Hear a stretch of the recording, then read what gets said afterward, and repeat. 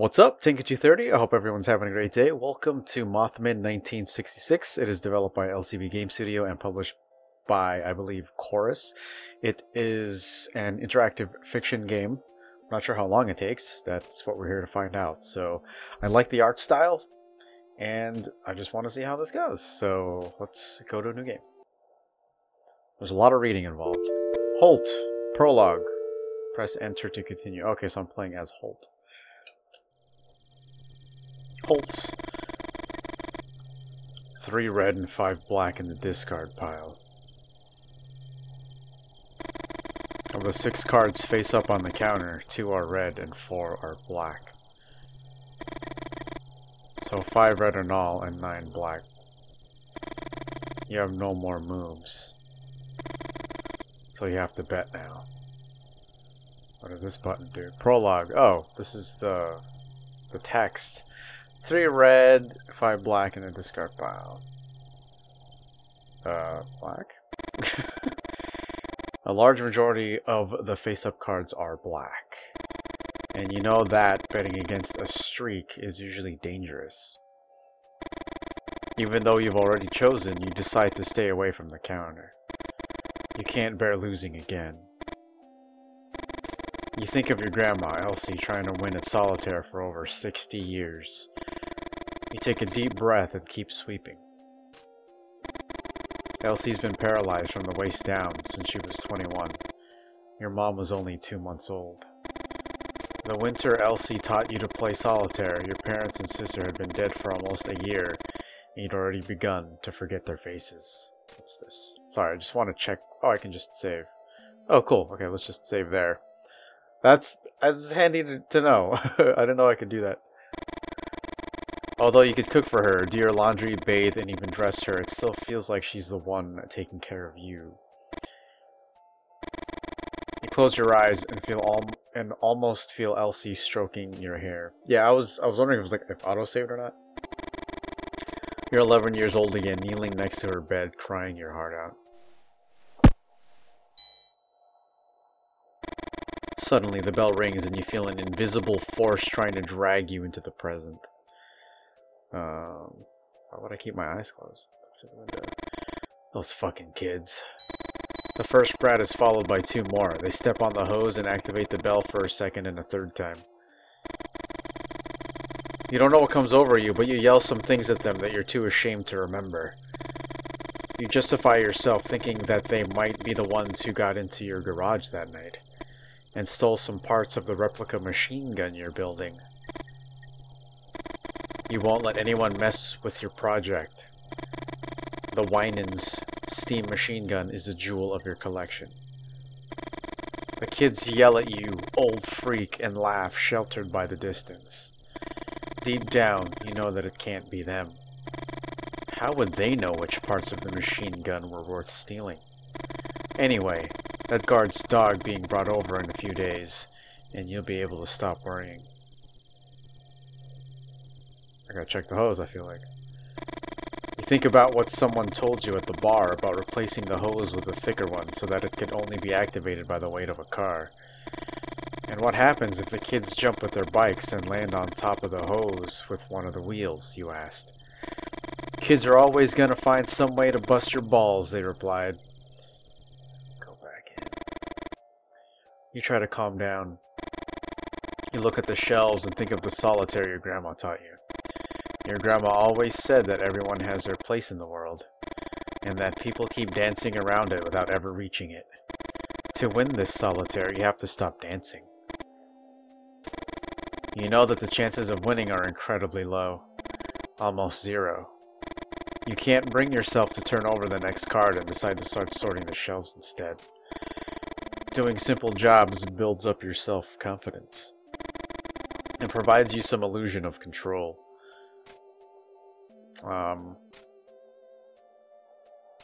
Up. I wanna do the stuff on the upper side, so once we get to the bottom, less strain on my back. Bottle? Replace something from the off. What?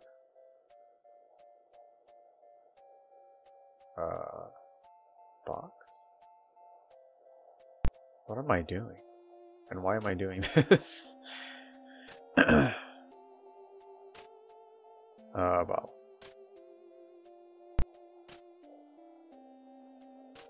Am I supposed to line something up here? Am I just putting all the cans together?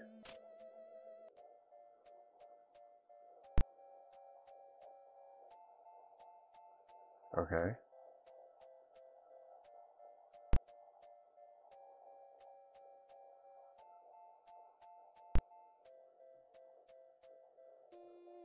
Can I put that back?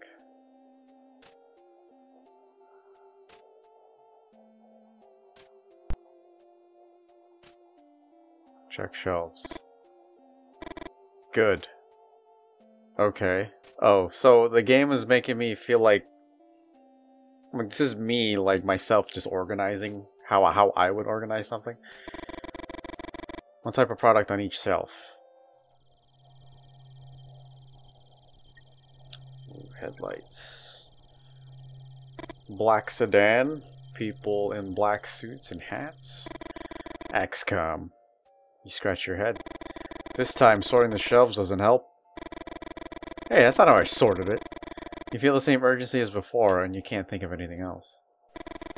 Wow, very shadowy. Is the card going to be black? You need it to be black. Suddenly, the air seems heavy, and you find it a bit difficult to breathe.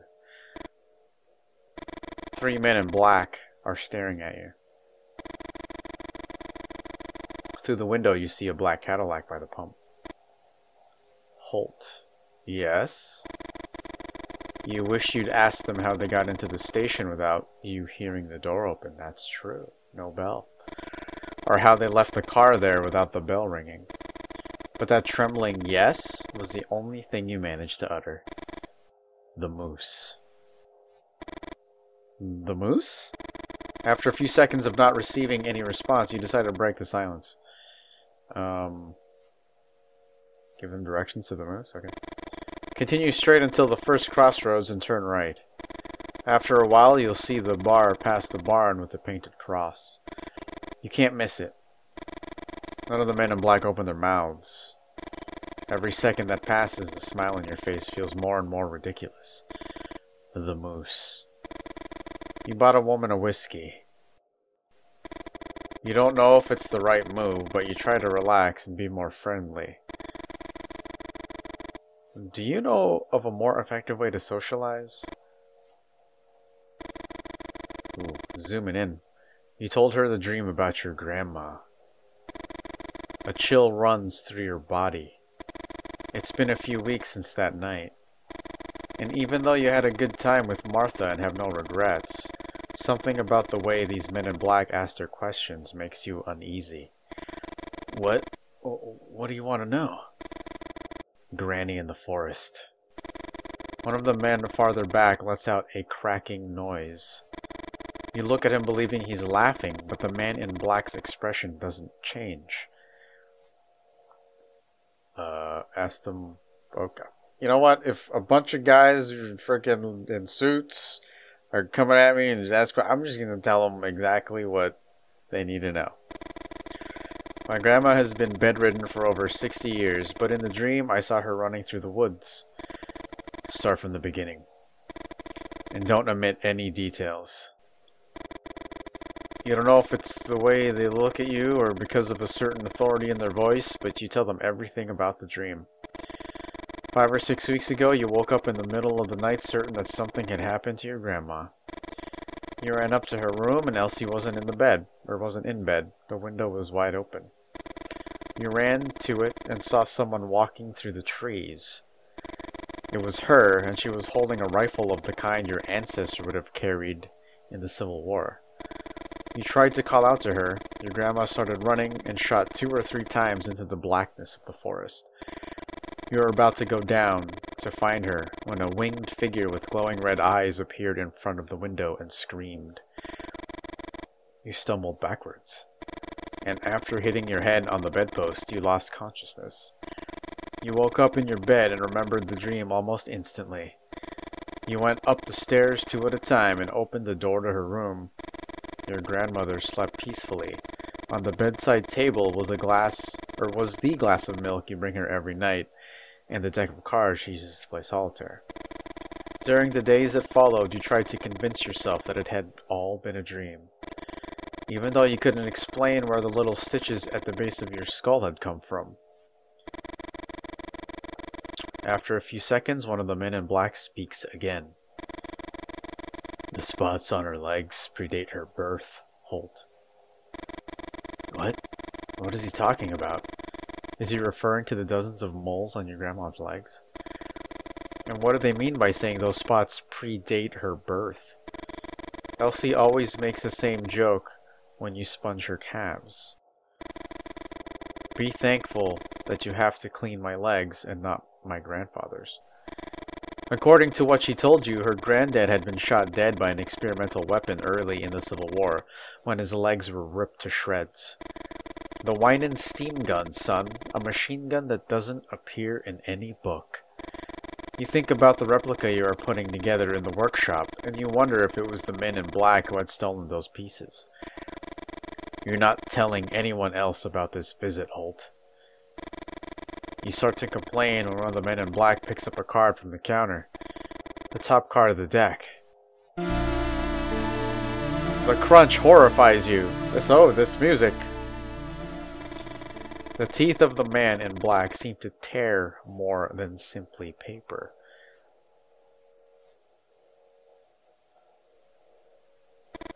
Desperate, you throw yourself under the counter and look for the card, and then you get up and then they're gone, right? Your heart is pounding.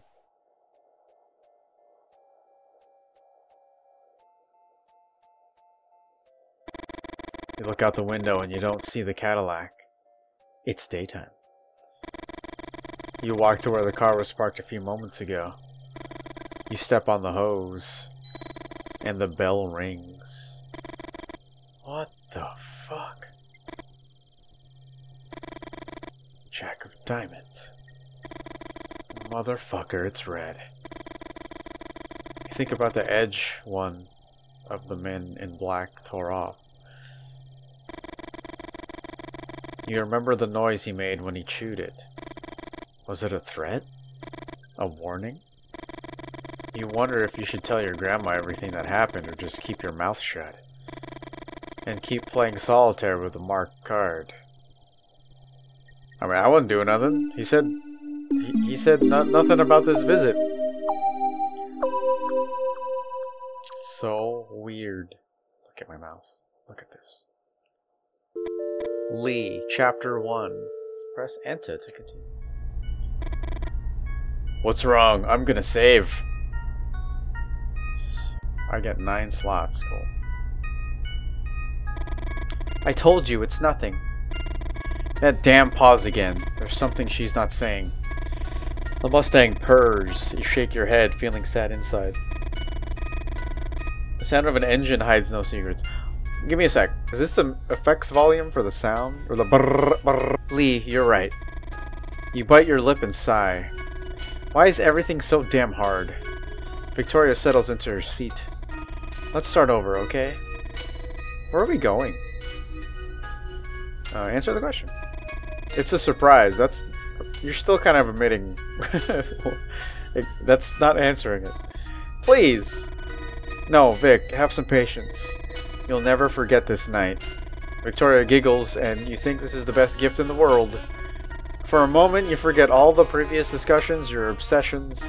A giggle, a friendly gesture, making someone feel good ain't rocket science. You look at the clock and can't believe your eyes. You left your house on time, but you're pretty late. How could you step on the gas? Lee?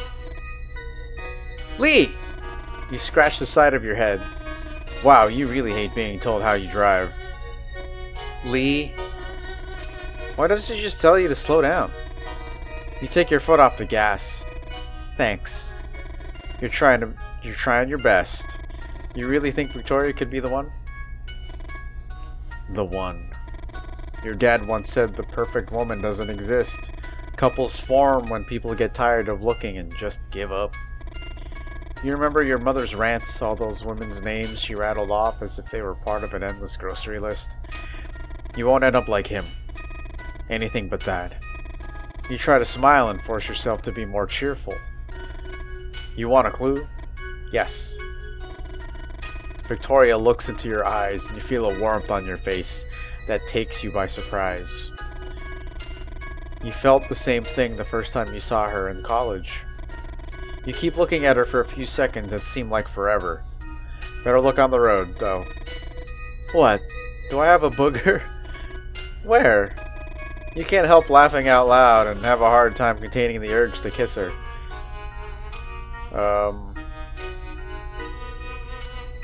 The origin, I guess, yeah. It comes from far away. Victoria makes a gesture for you to complete the sentence. You just shrug. It comes from far away? I mean, that could be anything. Guess then. The circus? Cold. Give a clue about the date. It happened 100 years ago. Victoria answers almost immediately. After all, you're both majoring in history. The end of the Civil War. No, not in 1865. I mean exactly 100 years ago, Vic. Oh, let me think then. You're running out of time. There was a cholera outbreak in 1866, right? Freezing cold. And how twisted do you think I am to set up a date themed around a cholera outbreak from a century ago? The myth. One would be a source of superstition, but we're talking thousands. A source of superstition? A black cat? Victoria looks at you expectantly, desperate to be right. No, Vic, just give me a minute. You won't guess it unless you reach out to open the glove box and Victoria grabs your wrist. Better leave it to me. Victoria opens the glove box and examines its contents. A folder, a box, a flashlight. What are you looking for exactly? Tell her to look at the folder. Victoria opens the folder and examines the documents. Some papers, insurance details. You want me to read some of this? You shake your head. Look in the box. What's in the box? Victoria takes out the box and opens it. Let's see what you've been hiding. You think about saying something, but you instantly regret it and keep your mouth shut.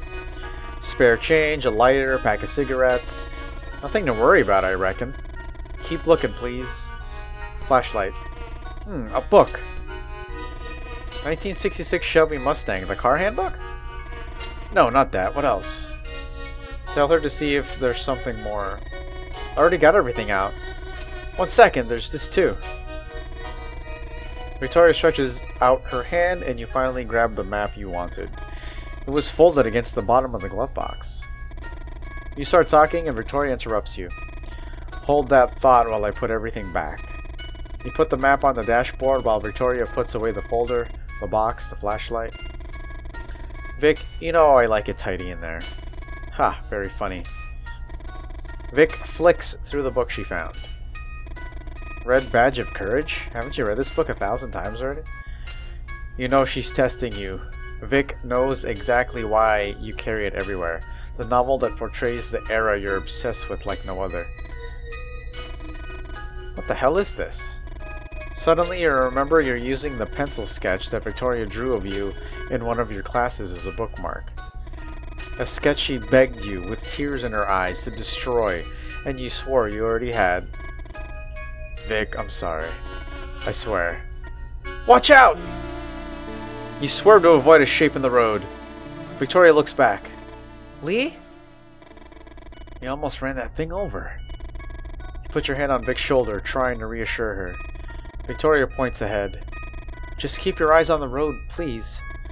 She's doing it again, telling you how to drive. Dude, I mean, you don't want to get in an accident, you know?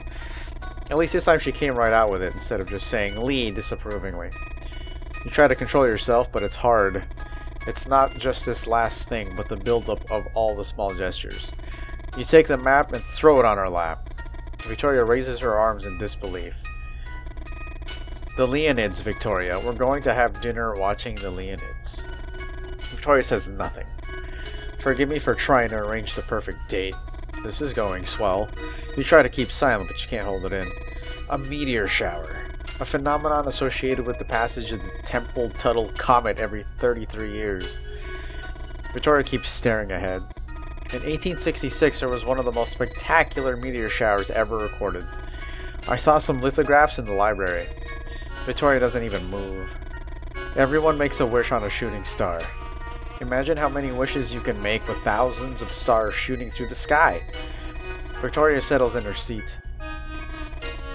You know what, Lee? Shut up. You've never heard that tone before from her.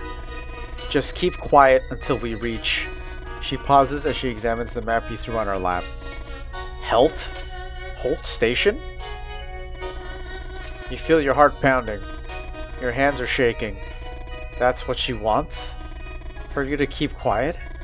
For you not to say a goddamn word? Your hands grip the wheel tight, all the preparations you made for tonight.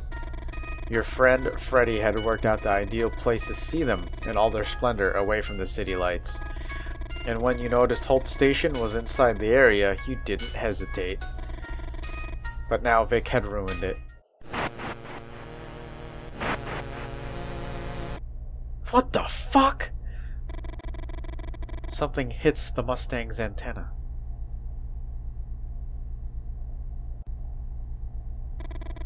What the hell is that? Stop, Lee, stop! You slam on the brakes. Instinctively, you put a hand in front of Victoria to keep her from hitting the windshield. You get out of the car and find a dead bat in front of the headlights. The animal had hit the antenna and somehow got entangled. You can't believe it. What are the odds of something like this happening? Don't bats have some advanced echolocation system like a submarine sonar? What starts as a simple grunt in your throat emerges as a helpless scream. Fuck! This is what I get for trying to do something different. We should have gone to the movies. Lee? Vic's whispering. Oh gosh.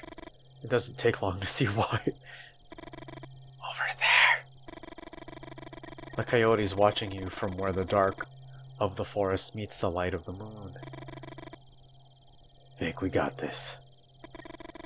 It's not interested in us. You point to the dead bat. They're scavengers. You hear a growl that quickly multiplies. Oh boy, 1, 2, 3, 4, 5. Suddenly you're surrounded. I can count. It's not the first time you face coyotes in the woods, but you weren't taking any chances.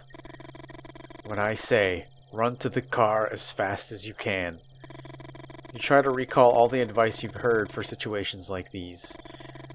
Make lots of noise, wave your arms around. One of the coyotes in front of you approaches. Yell and gesture. Yell on this side of the car. Yeah, heck yeah.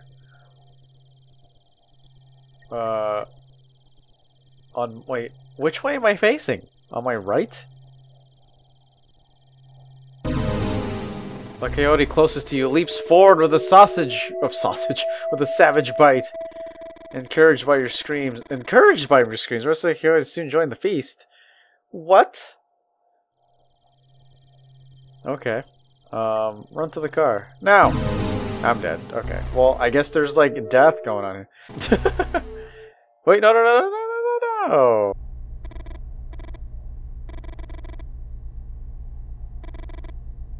Oh crap. Wait. I actually did the speed up thing. Lee, what?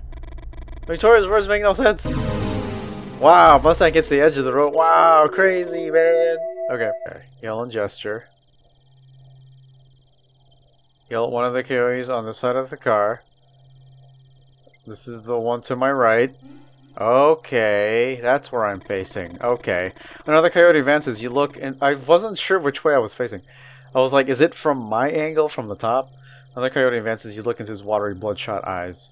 Yell and gesture. Okay, the one on this side of the car. And then the one on the left. Okay, there we go. Backing up. On this side of the car. And on the one on your right. Jeez. Oh gosh, the one in the back are... I gotta save. Yes. Okay. Shit. 3 coyotes advances at once. Yelling or waving your arms around won't be enough this time. Bang on the hood. Okay. I mean, noise. Okay. The trick seems to work, and all coyotes back down. No coyote advanced this time. It's your chance to go on the offensive. Run to the car. Now. I'm dead. What? Why? Bang on the hood.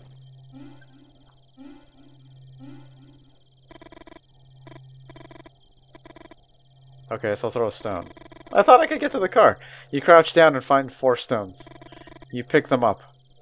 I mean... What? Okay, so... Oh, the stone flies to the left of the coyote, making the one closest to it retreat. Okay. Okay, so... On the other side of the car, I guess.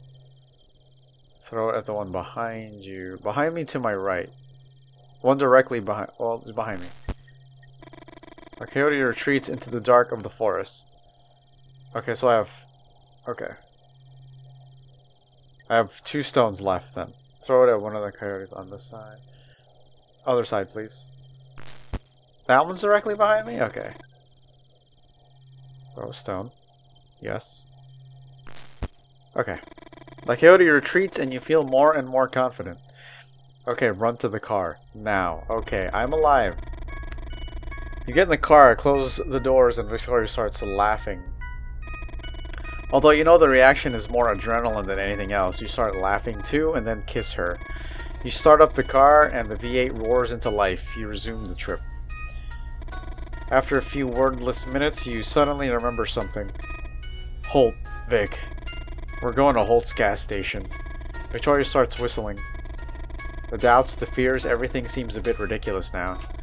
You think about the plans you made for tonight and smile. You really like to hear her whistle. Crazy. I don't know there would be dead ends like that. But now we know she's pregnant. Chapter 2, Victoria.